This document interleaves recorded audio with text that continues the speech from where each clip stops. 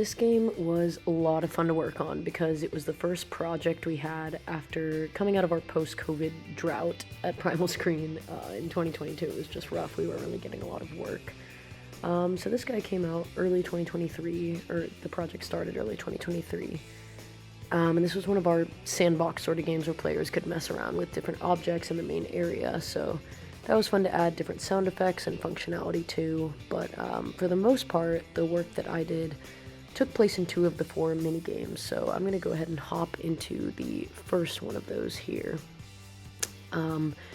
This mini game was called Baby Animal Roundup, and it was fairly simple, seeing as the game was tailored to kids 2 to 5 years old, if I remember correctly. So basically, it was all about just sorting these baby animals into their correct homes with their parents. That part was pretty easy to develop, but the most interesting part here was making their movement seem organic. So, you know, ensuring they weren't all running in the same direction or at the same time, having them stop to graze, all of that logic.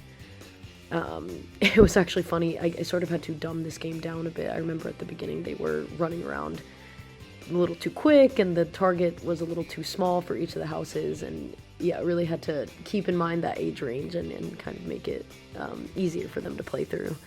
So yeah, this one was a fun one to take on, but I do have to say that I enjoyed working on the other minigame a lot more, so I'm going to shift gears to talk about that one instead. So the second minigame I developed was called Farm Stand Band, and it was a sound-based game. So this was huge as a precursor to the JBP karaoke game, which I also have a post about on my Instagram page here if you want to check that one out as well.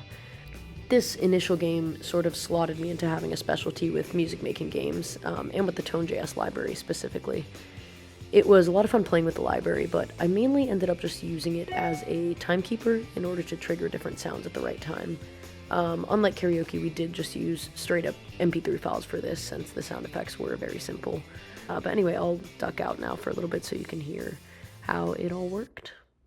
Click on the metronome to make the music faster or slower. Woof, oink.